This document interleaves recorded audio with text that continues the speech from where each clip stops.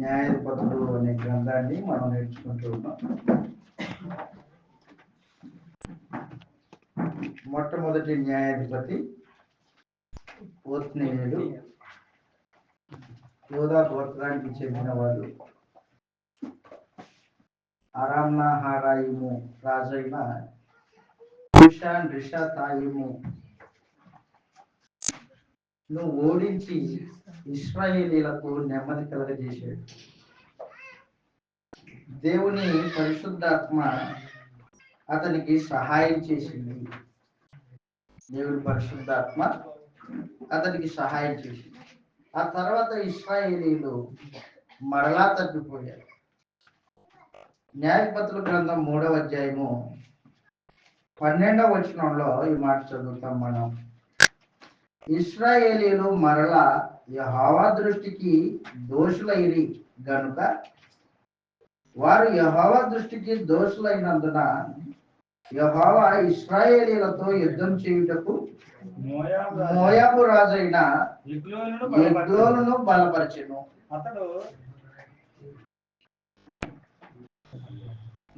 ఈసారి దేవుడు ఇశ్రాయేలీలని మోయాబు రాజు చేతికి అప్పగించాడు. మోయాబు రాజు, అతని పేరు ఎగ్లోను. ఎన్ని సంవత్సరాలు చదువుక రాయబడింది? ఎగ్లోనును బలపరిచెను 13వ వచనంలో. అతడు అమ్మోనీయులను అమాలేకీయులను సమకూర్చుకొని ఇశ్రాయేలీయులను ఓడగొట్టి ఖర్జూర చెట్ల పట్టణమును స్వాధీనపరచుకునేను. ఇశ్రాయేలీయులు 18 సంవత్సరములు మోయాబు రాజుకు దాసులైరి. ఎన్ని సంవత్సరాలు? 18 సంవత్సరాలు దాసులుగా ఉన్నారు వాళ్ళు. పోయినసారి 8 సంవత్సరాలు అరామ్నాహారాయి రాజు చేతి కింద, ఇప్పుడు మోయాబు రాజు కింద 18 సంవత్సరాలు. 18 సంవత్సరాలు వారు దాసులై ఉన్నారు అని చెప్పేసి, పన్ను కట్టువారై ఉన్నారు. ఎగ్లోను ఇశ్రాయేలీలకి పన్ను కేటాయించారు. మీరు చేస్తున్న పనులన్నిటిలో, మీరు సంపాదించిన దానిలో పన్ను తీసుకొని రావాలి, పన్ను కట్టాలి, ట్యాక్స్ కట్టాలి అని చెప్పాడు. అప్పుడు యెహూదు అనే వ్యక్తి రాజుకు పన్ను వసూలు చేసి ఆ పన్ను తీసుకొని రాజుకి ఇవ్వడానికి వెళ్ళాడు. వెళ్ళి ఆ పన్ను అంతా రాజు చేతిలో పెట్టి మళ్ళా తిరుగు ప్రయాణం అయ్యాడు. తిరుగు ప్రయాణంలో అతనికి ఒక ఆలోచన వచ్చింది. తనతో పాటు వచ్చిన వారిని మీరు దేశానికి వెళ్ళిపోండి, నేను పని చూసుకొని వస్తానని తిరిగి మరలా రాజు ఉన్న గృహం దగ్గరికి వచ్చాడు. రాజు దగ్గరికి వచ్చి, రాజా నీతో ఒక సంగతి చెప్పాలి రాజా అన్నాడు. రహస్యమైంది, నీతో ఒకటి మాట్లాడాలా అని యెహూదు ఎగ్లోనుతో మాట్లాడాడు. రాజు ఆ చుట్టుపక్కల ఉన్న వారిని అందరినీ బయటికి పంపించాడు. రేపు మీరు పక్కకి వెళ్ళిపోండి, ఇతను ఏదో మాట్లాడాలంట అనగానే అప్పుడు యెహూదు ముందుగానే ప్లాన్ వేసుకొని వచ్చాడు. ఎటు తిరిగి ఎగ్లోనుని చంపాలా అనే ఉద్దేశంతో వచ్చాడు. కత్తి, ఒక 3 కత్తి కుడి తొడ మీద పెట్టుకున్నాడు. కుడి తొడ మీద. ఈ యెహూదు అనే వ్యక్తి ఎడమ చేతి వాటం కలిగిన వాడు. ఎడమ చేతి వాటం, బలం ఎడమ చేతిలో ఉంది మనిషికి. అప్పుడు రాజు ఒంటరిగా మాట్లాడుతున్నాడు కదా, వెంటనే ఎడమ చేతితో కుడి తొడ మీద చేయి పెట్టుకొని కత్తి తీసి పోటు చేశాడు. కత్తి అతని దేహంలోకి దూరిపోయింది. కత్తంతో ఇటు నుండి అటువైపు వచ్చేసింది. చంపేశాడు ఎగ్లోన్ని. యెహూదు చంపేసి పరిగెత్తుకుంటూ వెళ్ళి తలుపులు వేసేసి పరిగెత్తుకుంటూ వెళ్ళి తన సైన్యాన్ని పిలిచాడు, బూరుదాడు. బూరులితే సైన్యం వచ్చింది. సైన్యం వచ్చి మోయాబు దేశం మీద పడితే మోయాబు దేశస్తులందరూ ఆ సైనికులందరినీ చంపేశాడు. ఇప్పుడు దేవుడు ఈ యెహూదు ద్వారా విజయాన్ని ఇచ్చాడు ఇశ్రాయేలీయులకి. అది మనం 3వ అధ్యాయము 14వ వచనం నుండి 29వ వచనం వరకు చదువుతాం. అక్కడ రాయబడింది 18వ వచనంలో. దానికంటే ముందు 16వ వచనంలో యెహూదు మూరెడు పొడవు గల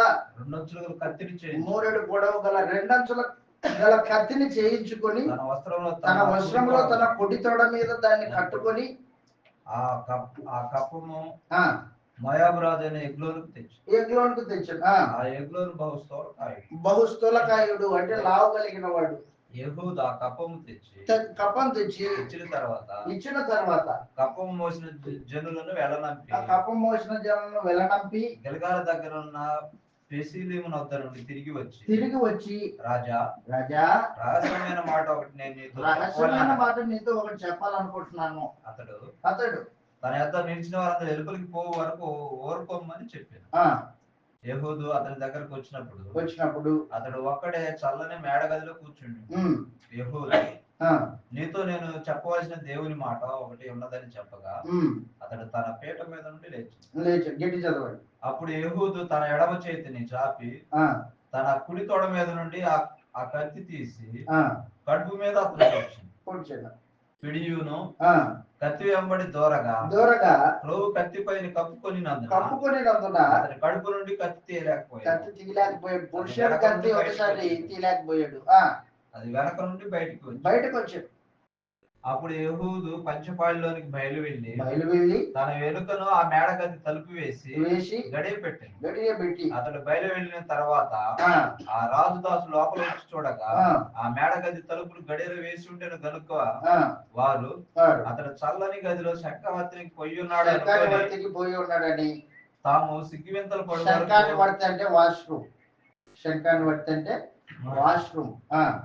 తాము సిగ్గువింతలు పడు వరకు కనిపెట్టినను అతడు ఆ గది తలుపులను తీయకపోగా వారు తాళపు చెవిని తెచ్చి తలుపు తీసి చూచినప్పుడు వారి యజమానుడు చనిపోయి నేలను పడి వారు తడువు చేయుచుండగా యెహూదు తప్పించుకొని బిస్లేమును దాటి షెయూరాకు పారిపోయాను. అతను వచ్చి ఎఫ్రాయిముల కొండలో బోరను ఊదగా ఏం చేశాడు? బూర ఊదితే సైనికులంతా వచ్చారు. ఇశ్రాయేలు మధ్యప్రదేశ్ నుండి దిగి అతని యొద్దకు వచ్చి అతను వారికి ముందుగా సాగి వారితో నా వెంబడి త్వరగా రండి, శత్రువులైన మోయాబీయులను యెహోవా మీ చేతికి అప్పగించుచున్నాడని. కాబట్టి వారు అతని వెంబడి దిగి వచ్చి మోయాబు నెత్తి యోర్దాను రేవులను పట్టుకొని ఎవరిని దాటనీయలేదు. ఆ కాలమున వారు మోయాబీలలో బలము గల శూరులైన పరాక్రమశాలులను 10,000 మందిని చంపిరి. ఒక్కడును తప్పించుకోలేదు. ఆ దినమున మోయాబీయులు ఇశ్రాయేలు చేతి కింద అనపబడగా దేశము 80 సంవత్సరములు నిమ్మలమాయను. ఎన్ని సంవత్సరాలు? 80 సంవత్సరాలు నెమ్మది దయచేశాడు దేవుడు యెహూదు ద్వారా. రెండవ న్యాయాధిపతి యెహూదు. దేవుని కృపను బట్టి ఇశ్రాయేలుని రక్షించడానికి న్యాయాధిపతిగా ఎన్నుకోబడిన వాడు. 80 సంవత్సరాలు ఇశ్రాయేలీలకు నెమ్మది కలగజేశాడు. ఆ తర్వాత 3వ న్యాయాధిపతి షంగరు 30వ వచనంలో మనం చదువుతాం. తర్వాత షంగరు, ఇక్కడ మాట గుర్తుపెట్టుకో, ఈ మోయాబు రాజు పరిపాలన ఎన్ని సంవత్సరాలు చేశాడు? 18 సంవత్సరాలు. ఈ 18 సంవత్సరాల కాలంలో నయోమి ఆమె భర్త అయిన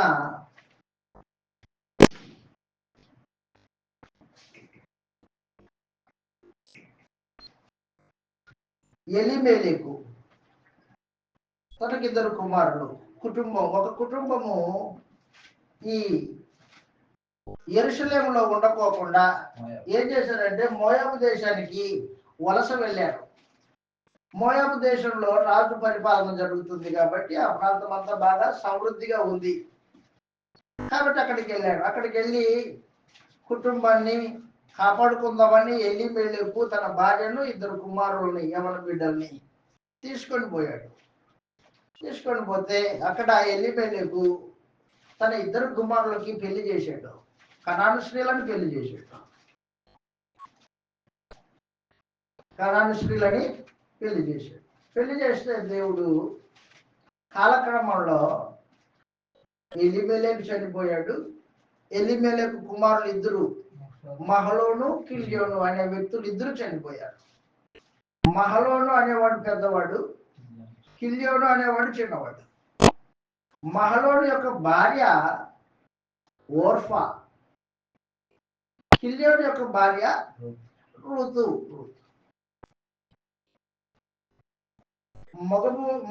మగవాళ్ళు 3 కుటుంబంలో చనిపోయారు. కాబట్టి మనము ఈ యెహోదు గురించి చదువుతున్నప్పుడే రూతు గ్రంథాన్ని చదవాలి. యెహోదు పరిపాలన చేస్తున్న న్యాయపతిగా ఉన్న దినాల్లో రూతు గ్రంథం జరిగింది. రూతు గ్రంథం చదవాలి. కాబట్టి మనం ఇప్పుడు ఏం చేస్తామంటే బ్రేక్ తీసుకుంటున్నాం. ఏ బ్రేక్?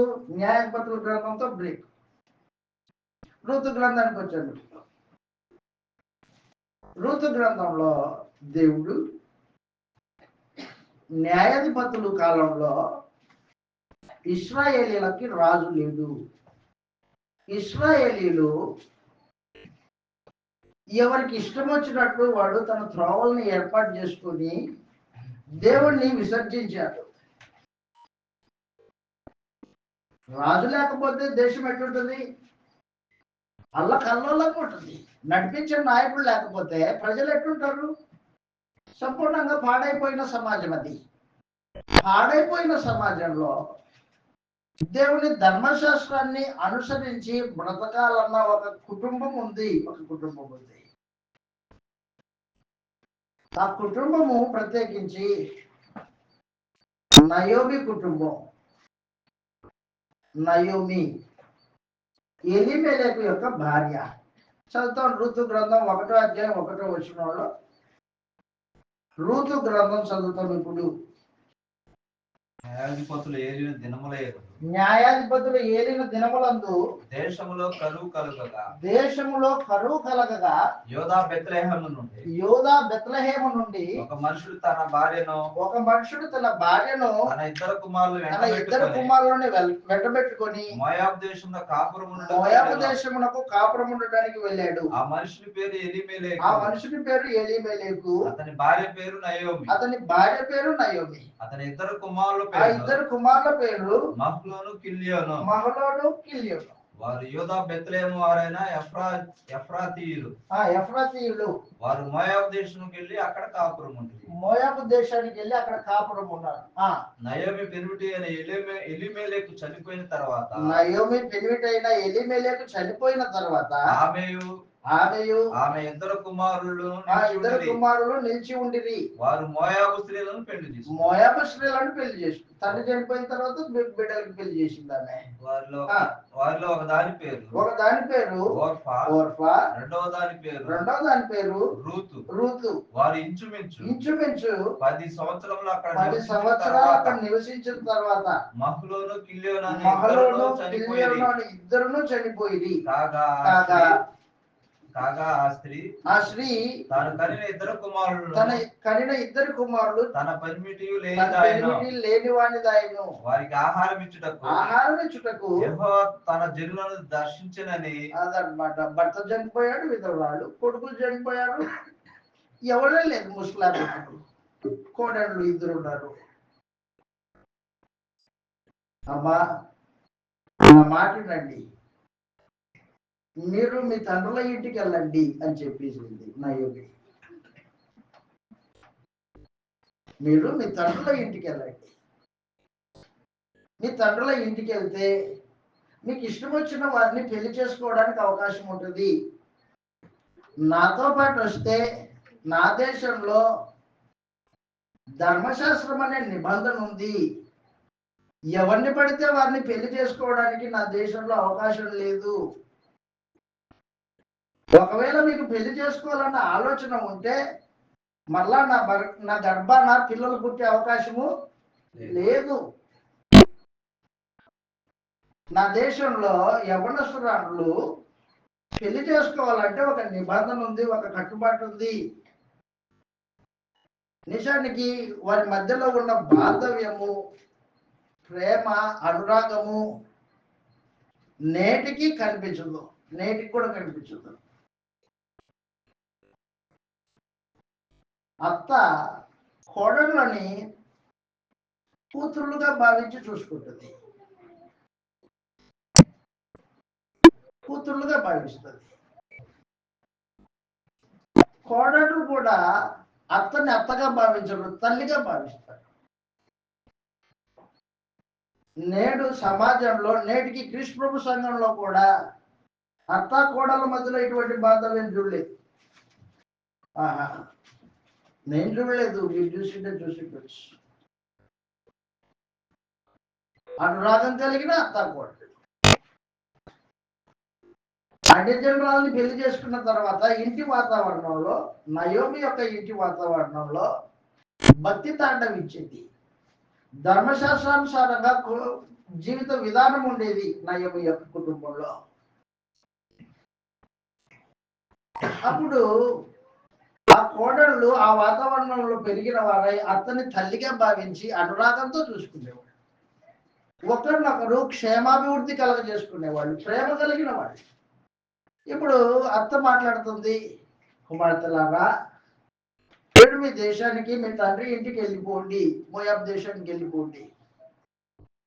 మోయాబ్ దేశానికి వెళ్ళి అక్కడ పురుషుడిని వివాహం చేసుకోండి, మీకు నచ్చిన వాడిని అని చెప్పేసి.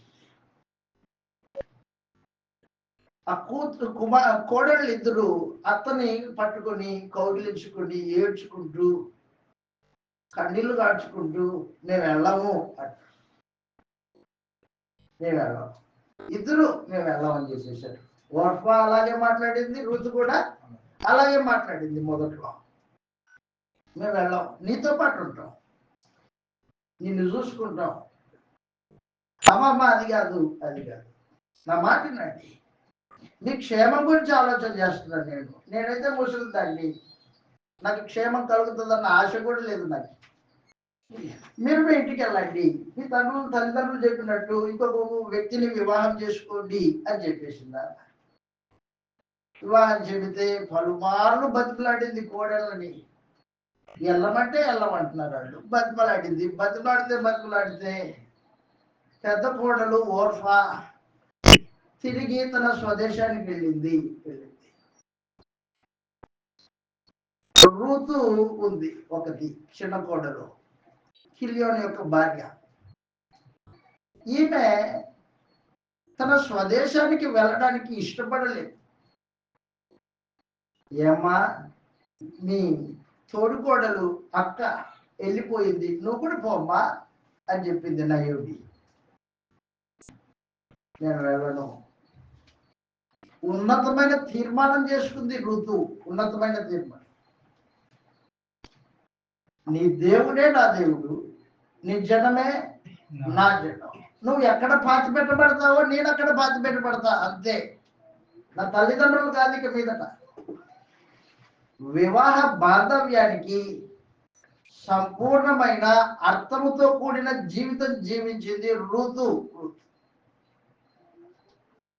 ఈ రోజున వివాహం చేయబడింది అనుకో, యవన బిడ్డ భర్తతో కొన్ని రోజులు ఉన్న తర్వాత ఎప్పుడెప్పుడు తల్లింటికి పోవాలా అని ఆలోచన ఉంటుంది అన్నకి. కానీ ఆ రోజున ఋతుకు అలాంటి మనుషులు, దేవుని నియమం అన్నమాట అది. భక్తి కలిగిన స్త్రీలు జరిగించే కార్యక్రమం అది. ఎప్పుడైతే వివాహం జరిగిందో తండ్రి ఇంటిని మర్చిపోతారు వాళ్ళు, భక్తి కలిగిన వాళ్ళు. సుమా, భక్తి లేని వాళ్ళ గురించి మాట్లాడబోట్లేదు నేను. భక్తి కలిగిన స్త్రీ వివాహంతో తన తల్లిదండ్రులని మర్చిపోతుంది, తన భర్త కుటుంబమే తన కుటుంబంగా భావిస్తుంది, తన భర్త క్షేమమే తన క్షేమంగా భావిస్తుంది, తన అత్తమామలే తల్లిదండ్రులుగా భావిస్తుంది, ఆ కుటుంబ క్షేమమే తన క్షేమంగా భావించి నడుచుకుంటుంది. కీర్తన గ్రంథంలో కుమారి నీ తండ్రి ఇంటిని మరువుము, 49వ కీర్తన ఒకసారి చూడండి. కీర్తన గ్రంథం 49వ వచనంలో 49వ అధ్యాయంలో కుమారి అనే 69 45వ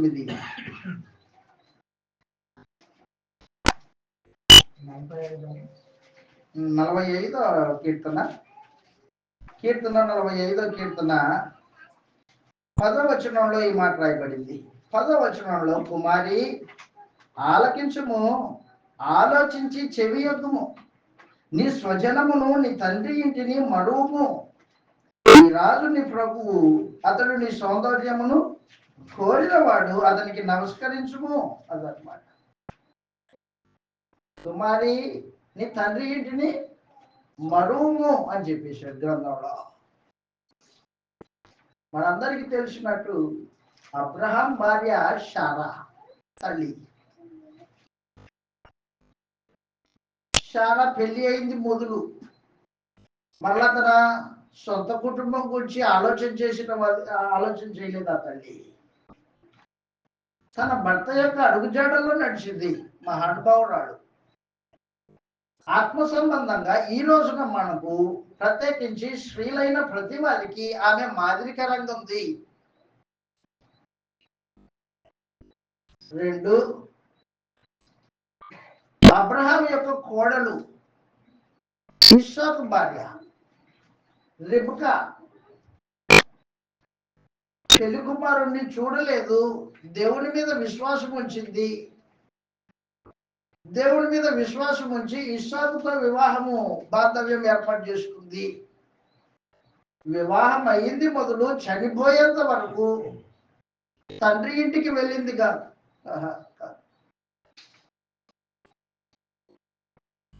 యాకోబుకి యవన వయసు వచ్చినప్పుడు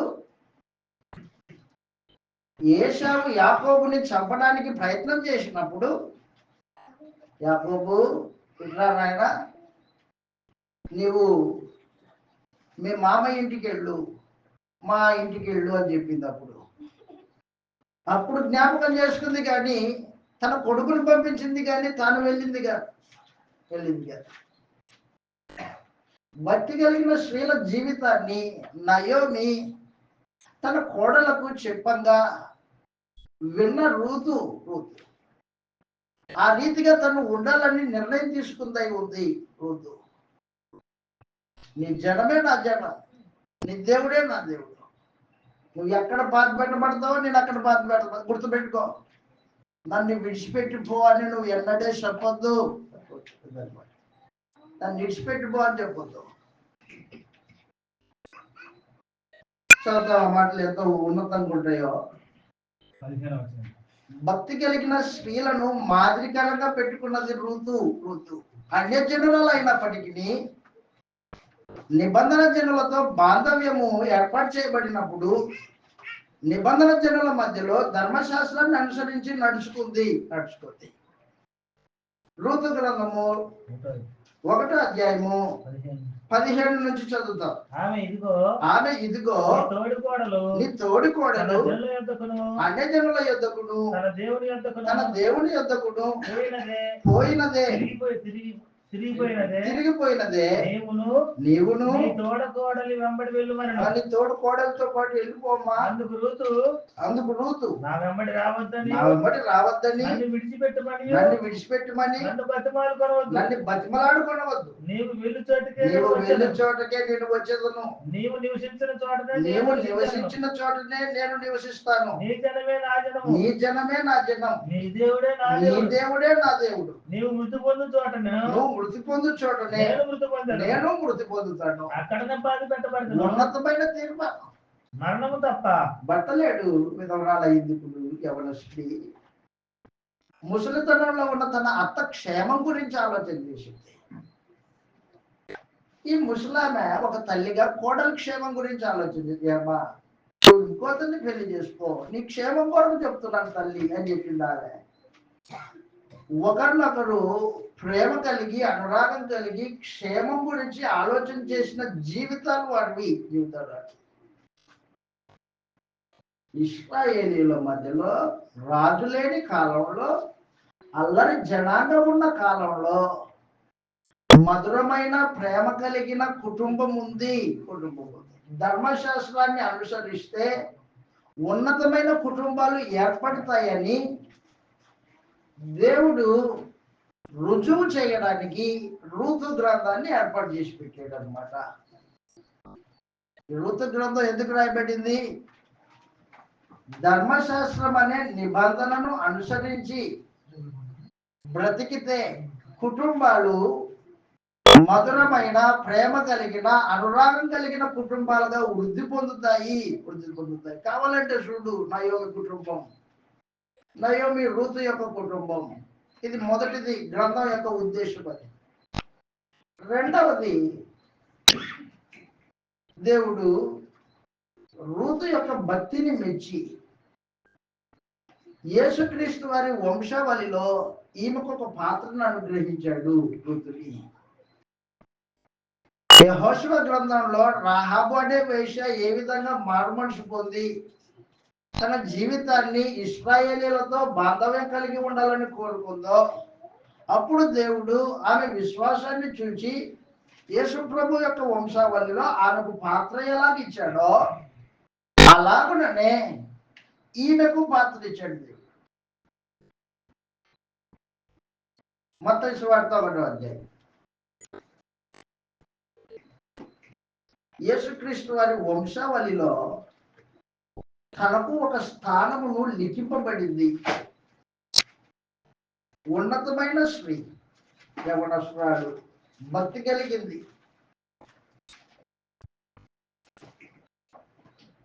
మత్తయి సువార్త 1వ అధ్యాయము. మత్తయి సువార్త 1వ అధ్యాయం.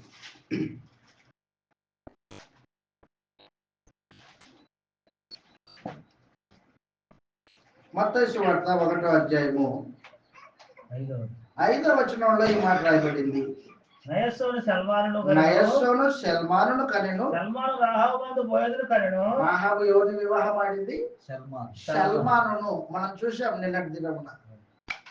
సల్మానును రాహాబు వివాహం చేసుకుంది. రాహాబునందు బోయజును కనగా బోయజు రూతునందు ఓబేదును కనెను. ఓబేదు యెషయిని కనెను. యెషయి రాజైన దావీదును కనెను. యెషయిని కనెను. యెషయి రాజైన దావీదును కనెను.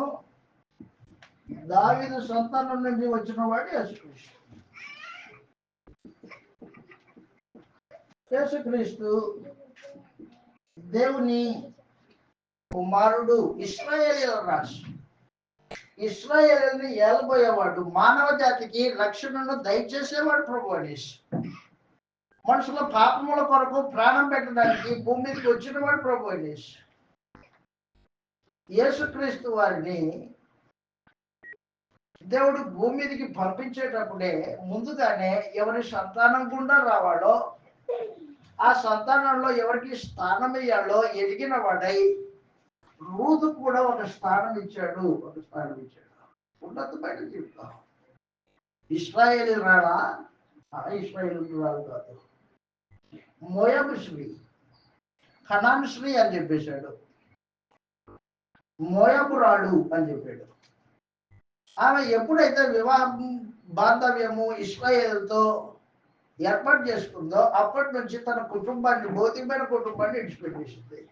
ఆత్మ సంబంధమైన కుటుంబంతో పెనవేయబడి జీవితాన్ని ఆ రీతిగా మలుచుకుంది రూతు. కారణం ఏంటంటే ధర్మశాస్త్రాన్ని అనుసరించి నడిస్తే దేవుడు అనుగ్రహించు జీవిత విధానం ఎలాగుంటుందో రుచి చూచింది తల్లి రూతు. అత్త చెప్పగా వినింది. గుర్తుపెట్టుకో, వృద్ధ స్త్రీలు యవన స్త్రీలకు బోధించాలి అది దేవుని నియమం. వృద్ధ స్త్రీలు యవన స్త్రీలకి బోధ చేయాలి.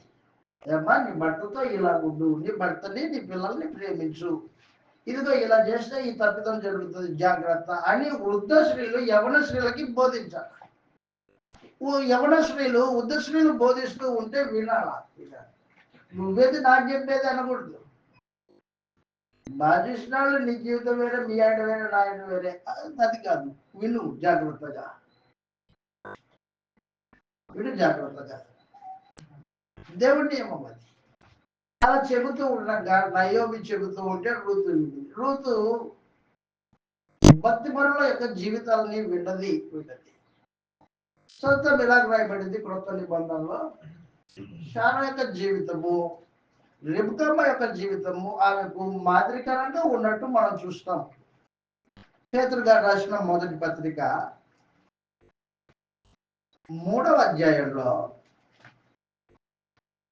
నేడు క్రొత్త నిబంధనను అనుసరించి స్త్రీలు పూర్వపు భక్తులైన వారి జీవితాలని మాదిరిగా పెట్టుకుని నడవాలి. పేతురు గారు రాసిన మొదటి పత్రిక 3వ అధ్యాయం 1వ వచనంలో, అటువలే స్త్రీలారా మీరు మీ స్వపురుషులకు లోబడి ఉండుడి, అందువలన వారిలో ఎవరైనాను వాక్యమునకు అవిధేయులైతే వారు భయముతో కూడిన మీ పవిత్ర ప్రవర్తనను చూచి వాక్యం లేకుండానే తన భార్యల నడవడి వలన రాబట్టబడవచ్చు. పరిశుద్ధాత్మ యొక్క ఉన్నతమైన మాట్లాడించాడు స్త్రీల గురించి. నీ భర్త దేవుని వాక్యాన్ని విడిచిపెట్టి నడుస్తూ ఉంటే ఆయన మీద చాలా మంది చెయ్యొద్దు. నీవు భక్తిగా నడుచుకో, భక్తిగా ప్రవర్తించు. నీ ప్రవర్తన వలన నీ భర్త దారిలోకి వస్తాడు. నీ ప్రవర్తన జాగ్రత్త. వాదమాడొద్దు, గొడవ పడొద్దు. నీ భక్తి ఏదో ఆయన ఎదుట ప్రదర్శించు. నీ ఇంటిలో నీ ప్రవర్తన బాగులేకోకుండా బయటికి వెళ్ళి ఎక్కడో సువార్త చెప్తుందండి తల్లి. ఎవరినో రక్షిస్తున్నదంట. ఎవరినో రక్షించేది కాదు, నీ భర్తను చూసుకో ఫస్ట్. మొదటిగా నీ బాధ్యత అది. నీ భక్తి మొదటిగా నీ ఇంటిలో నీ భర్తకు, నీ ఇంట్లో ఉన్న వారికి. నీ ఇంట్లో ఎవరైనా విధవరాలు ఉన్నారనుకో, వారి పట్ల నీ భక్తి. తీతుకు రాసిన పత్రిక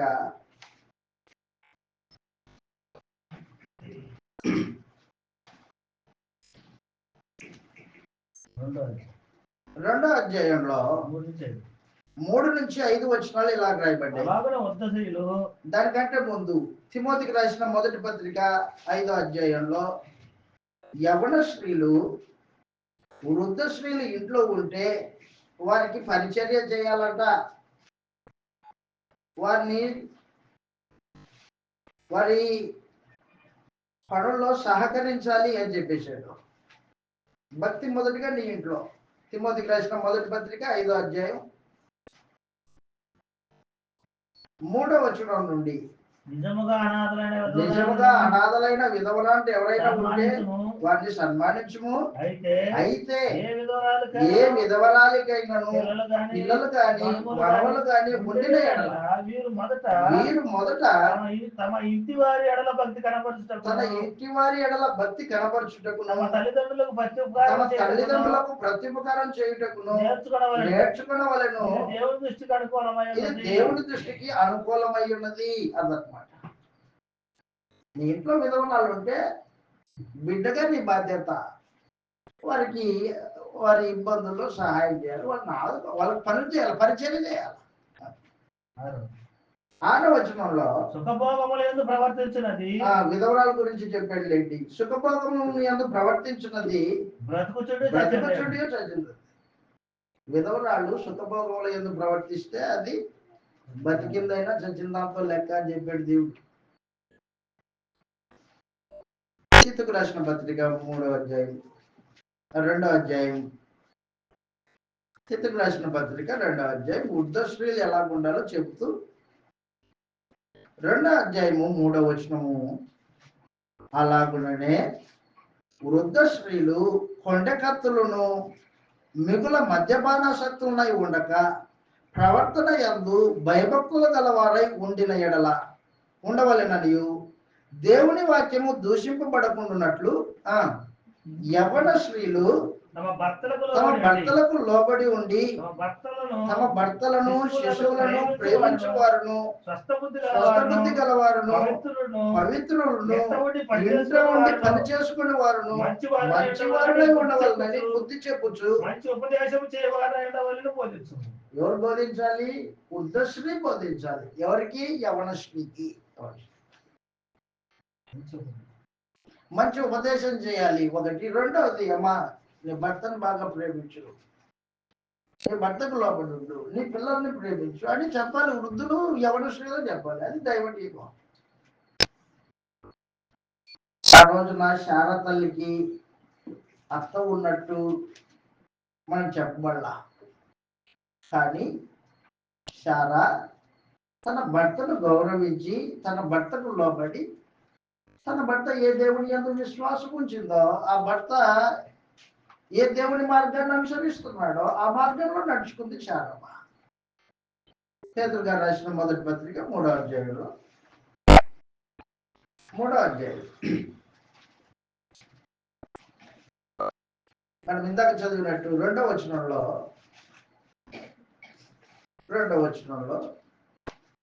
అందువలన వారిలో ఎవరైనాను వాక్యమున కవిదేయులైతే, పురుషులు అన్నమాట, భర్తలు వాక్యానికి అవిధేయులైతే వారు భయముతో కూడిన నీ పవిత్ర ప్రవర్తన వలన వాక్యము లేకుండానే నడవడి వలన రాబట్టబడవచ్చును. జడలాలు కొనుటయు పెట్టుకొనుటయు భౌతికమైన అలంకారం సాధువైనట్టు అక్షయ అలంకారం గల మీ హృదయపు అంతరంగ స్వభావము అలంకారముగా ఉండవలెను. అది దేవుడి దృష్టికి మిగుల విలువ కలిగింది. అటువలే పూర్వము దేవుని ఆశ్రయించిన పరిశుద్ధ స్త్రీలను స్వపురుషులకు లోబడి ఉండుట చేత అలంకరించుకున్నది. ఆ ప్రకారం శారా యజమానుడిని పిలుచుచు అతనికి లోబడి ఉండెను. మీరును యోగ్యముగా నడుచుకోవచ్చు, భయములకు బెదరగలిగిన యెడల దేనికి భయపడకుండా ఆమె పిల్లలు కాబట్టి ఆ రోజున రూతు పూర్వము భక్తులైన వారి జీవితాలని మాదిరిగా పెట్టుకుంది. వెళ్ళమ్మా, నీ ఇంటికి వెళ్ళిపో అంటే వెళ్ళను, నువ్వు ఎక్కడ ఉంటావు నేను అక్కడ ఉంటావు, పద నీ వెంట వస్తా. ఇంకోసారి చెప్పొద్దు వెళ్ళిపో, నీ ఇంటికి వెళ్ళిపో అని చెప్పొద్దు. నిన్ను నన్ను వేరు చేసేది మరణం ఒక్కటే అయి ఉండాలి. ఇంకేదే మన ఇద్దరిని వేరు చేయడానికి వీలు లేదు. ఎంతగా అత్త ప్రేమ చూపిస్తే కోడలో ఆ మాటలు మాట్లాడేది ఆలోచించి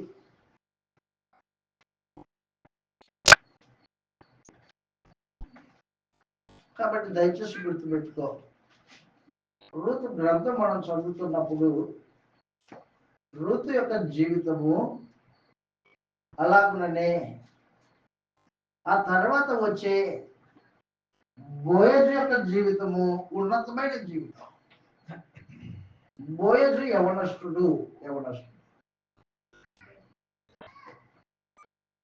వివాహమైంది ఆల్రెడీ, అతనికి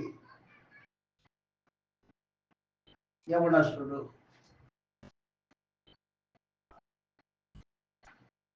పొలం పంట వేసుకునేవాడు, పొలం ఉంది. ఈ నయోమికి కూడా పొలం ఉంది. రూతు యొక్క ఆస్తి అదనమాట. రూతు యొక్క ఆస్తి అర్థం చూసుకోవడానికి పని చేయాలి కదా, ఏదో ఒక పని చేయాలి. అమ్మా నువ్వు ఇక్కడ ఉండు, నేను వెళ్ళి ఏదైనా పనికి ఏడుకొని వస్తాను అని ఆమె ఎవల పంట కోసుకునే కాలం అనమాట. అది ఎవలు, గోధుమలు ఎవలు, బార్లీ అంటారు. ఆ కాలంలో ఎవల పంట కోస్తారు. కోతకాలం అది.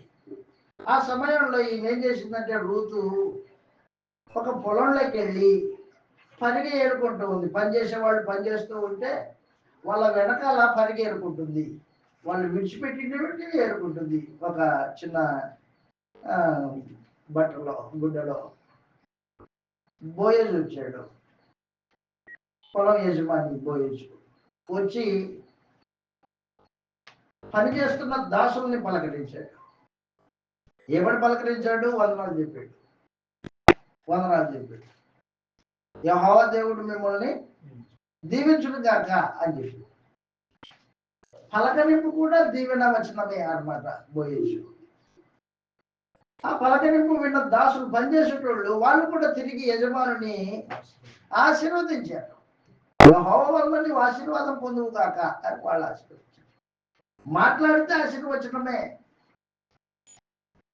దేవుని అందుకు భయభక్తులు కలిగిన వాడు అన్నాడు. ఎవరు? ఇదిగో వీరు మాత్రమే సుమా, అందరి గురించి చెప్పట్లేదు. రాజులేని కాలంలో మొత్తం చెడిపోయారు అనుకో, కానీ వీరు మాత్రము దేవుని ధర్మశాస్త్రానికి లోపడ్డారు. అప్పుడు ఎవరామె అక్కడ ఏర్కొంటుంది?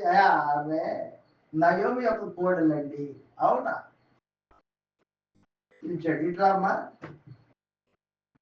ఎవరు నువ్వు? నయోమి యొక్క కోడలు రూతు. ఓ కిలియోన్ భార్యవి, కరెక్ట్. సరే, ఇదిగో యవనస్తులకి చెప్పాడు, ఎవడే కానీ ఆమెను అల్లరి చేయకూడదు సుమా అని. అల్లరి చేయొద్దు ఎవరినే కానీ. ఆమెకి భోజనాలు తినేటప్పుడు ఆమెను కూడా పిలిచి కొన్ని పేలాలు ఇచ్చాడు. ఇవి తినమ్మా అని. బోయస్, నువ్వెక్కడ పోదు తల్లి? ఇదిగో నా దాసులైన వాళ్ళు ఏ పొలానికి అయితే వెళ్తారో నా పొలమే కాబట్టి ఆ పొలం దగ్గరికి వెళ్ళి పరిగెరుకో అని చెప్పేసి. విధవరాలను పోషించే భావన కలిగిన వాడు బోయజు. విధవరాలను వారి ఇబ్బందుల్లో పరామర్శించడం అనేది భక్తి అన్నమాట. గుర్తుపెట్టుకో, విధవరాలను హేళన చేసేది భక్తి కాదు. వారి ఇబ్బందుల్లో పరామర్శించడం, వారి హృదయాన్ని ఆదరించడం భక్తి.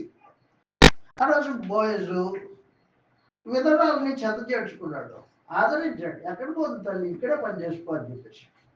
కుమార్తె అని పిలిచాడు. ఆ మాటకు వస్తే ఆయనే యవనస్తుడే, ఆమె యవనస్తున్నాడే. 8వ వచనంలో అప్పుడు బోయజు రూతుతో నా కుమారి నా మాట వినుము,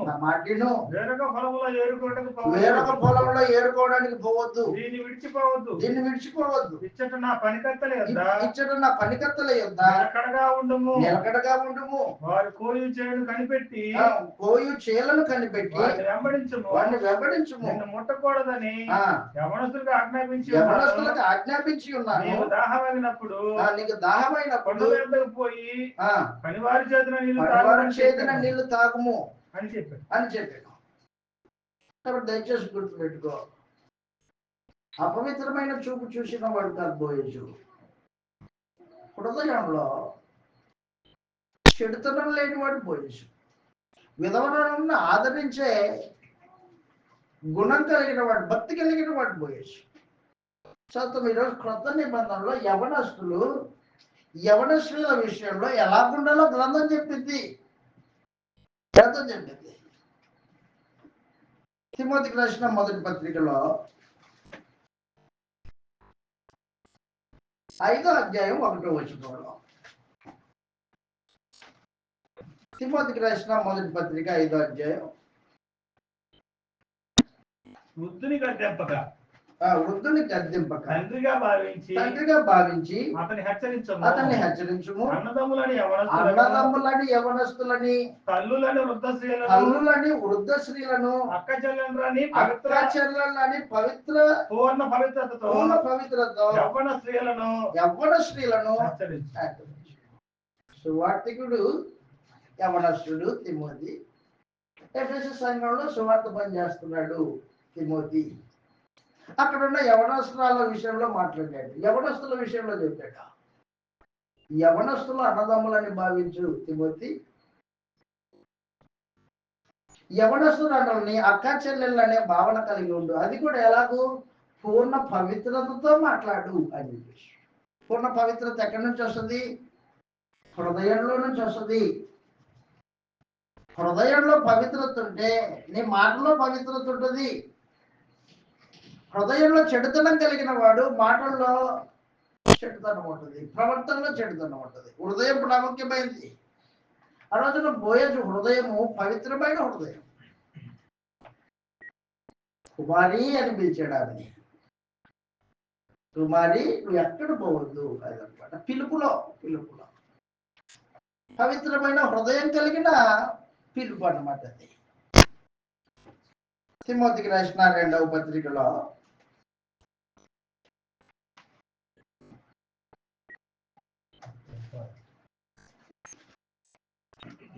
మాదిరికరంగా ఉండు అని చెప్పాడు యవనస్తుడైన తిమోతికి. తిమోతికి రాసిన 1వ పత్రిక 4వ అధ్యాయము 11వ వచనంలో ఈ మాట రాయబడింది. నీ యవనమును బట్టి ఎవడును నిన్ను తృణీకరింపనీయకము గాని మాటలోను, ప్రవర్తనలోను, ప్రేమలోను, విశ్వాసంలోను, పవిత్రతలోను విశ్వాసులకు మాదిరికరంగా ఉండు అదనమాట. యవనస్తుడా తిమోతి, నీ మాటలో పవిత్రత ఉండాలి. నీ విశ్వాసము, నీ ప్రేమ, నీ ప్రవర్తన ఇతరులకు మాదిరికరంగా ఉండేటట్టు చూసుకో అని చెప్పేసి. యవన కోరికలు ఉంటాయి యవన బిడ్డలకి. యవన కోరికల విషయంలో ఎలా ఉండాలో కూడా చెప్పేది గ్రంథం. తిమోతికి రాసిన 2వ పత్రిక 2వ అధ్యాయము 22వ వచనంలో మనుషుడు పాపం చేయకోకుండా ఉండడానికి యవనస్తుడు ప్రత్యేకించి సువార్తికుడు 2వ అధ్యాయము 22వ వచనం నుండి యవ్వనేచ్ఛల నుండి పారిపోము, పవిత్ర హృదయులై ప్రభువునకు ప్రార్థన చేయు వారితో కూడా నీతిని, విశ్వాసమును, ప్రేమను, సమాధానమును వెంటాడు. యవనస్తుని యొక్క పని అది. నీ యవన కోరిక ఉంటుంది, దాని నుండి తప్పించుకోవాలంటే నువ్వేం చేయాలంటే పవిత్ర హృదయం కలిగి ప్రార్థన చేసే వాళ్ళు ఎవరున్నారో వారితో పాటు కలిసి ప్రార్థన చేయి, సహవాసం చేయి. సహవాసంలో నీ చెడుతనము మార్పు అవుతుంది. కాబట్టి యవన బిడ్డలు ఈ రోజున ఎలాగుండాలో గ్రంథం తెలియజేసింది. కానీ ధర్మశాస్త్ర కాలంలోనే యవ్వనుడైన బోయజు పవిత్ర హృదయం కలిగి దేవుని యందు భయభక్తులు కలిగి చెడుతనాన్ని విసర్జించి విధవరాలు వచ్చింది ఆమెకి పరామర్శించడానికి మాట్లాడుతున్నాడు. ఈరోజు భక్తి అంటే యాకోబు గారు రాసిన పత్రిక 1వ అధ్యాయము 29వ వచనంలో 27వ వచనం. యాకోబు గారు రాసిన పత్రిక 1వ అధ్యాయము 27వ వచనంలో తండ్రి అయిన దేవుని ఎదుట పవిత్రమును నిష్కలంకమునైన భక్తి ఏదనగా దిక్కులేని పిల్లలను, విధవరాలను వారి ఇబ్బందుల్లో పరామర్శించుటయు, ఈ హలోక మాలిన్యము తన కంటకుండా తను తాను కాపాడుకొనుటయే భక్తి. భక్తి అంటే ఏంటి? బైబిల్ పట్టుకొని ఆ ఊరికి తిరగడమా? అది కాదు భక్తి అంటే. దానికంటే ప్రాముఖ్యంగా దిక్కులేని విధవరాలను పరామర్శించాలి, వారి ఇబ్బందుల్లో పరామర్శించాలి, పిల్లల్ని ఇంట చేర్చుకోవాలి. ఈ హలోక మాలిన్యం ఉంది, లోకంలో చెడుతనం ఉంది, దాన్ని అంటకుండా చూసుకోవాలి. సకల దుర్నీతి పాపం కాబట్టి దుర్నీతికి దూరంగా బతకాల యవనస్తుడు. భక్తి కలిగిన వాడు ప్రత్యేకించి భక్తి యొక్క నిర్వచనం. ఆ రోజున బోయజు ధర్మశాస్త్రాన్ని అనుసరించి భక్తి చేస్తున్నాడు, యెహోవాను సేవిస్తున్నాడు. ఎవరి కుమారుడు బోయజు? రాహాబు యొక్క కుమారుడు. షల్మాను రాహాబుల కుమారుడు బోయజు. అందరికి తెలుసు రాహాబు ఎలాంటిదో. ఆయన మార్చుకుంటే జీవితం తన బిడ్డకి నేర్పింది, భక్తి నేర్పింది. నాయన నేను నిజంరాల్ని, దేవుని కృపను బట్టి నేను దేవుని ప్రజలతో వివాహ బాంధవ్యాలను ఏర్పాటు చేసుకున్నాను. యెహోవా దేవుడు సామాన్యుడు కాదు నాయన, ఆయన శక్తి ఉన్నతమైంది. బిడ్డకి తల్లి నేర్పింది భక్తి జీవితాన్ని. ధర్మశాస్త్రాన్ని అనుసరించడం ఎలాగో, ఎలా బతికితే దేవుడు సంతోషపడతాడో బిడ్డకి నేర్పించడం తల్లి రాహబు. బిడ్డ పెద్దవాడయ్యాడు, ఇప్పుడు ప్రవర్తనలో తన భక్తి జీవితాన్ని ప్రదర్శిస్తున్నాడు. దేవుడు దాన్ని చూసి సంతోషించి నేడు గ్రంథంలో మనకి మాదిరికరంగా ఉండడానికి రాయించాడు. దయచేసి కొట్టుకోండి, దేవుడు తన గ్రంథంలో భక్తులైన జీవితాన్ని రాయించడంలో ఉద్దేశం వారి మాదిరిని మనం అనుసరించడానికి ఉద్దేశించాడు. వాడు ఎలాగో యెహోవా దేవుడిని సంతోషపరిచారు తమ జీవితంలో, ఈరోజు మనం ఆయన సంతోషపరచడానికి ఉద్దేశించి రాయించాడు. అతని నిబంధన మనం చదువుతున్నప్పుడల్లా దీన్ని జ్ఞాపకం చేసుకోవాలి. మీ టైం అయింది, భోజనానికి వెళ్దాం. మళ్ళా వచ్చి కూర్చొని సంగతులు ఆలోచన చేస్తాం, ప్రార్థన చేసుకుందాం. కరుణా సంపన్నుడు వరకు మా ప్రియ తండ్రి, పరిశుద్ధుడు అయిన మా దేవ, మహా కనికరం కలిగిన తండ్రి, మీ కృతజ్ఞతలు స్తోత్రం నాయన. జగత్తు పునాది వేయబడక ముందే క్రీస్తు యేసులో మమ్మల్ని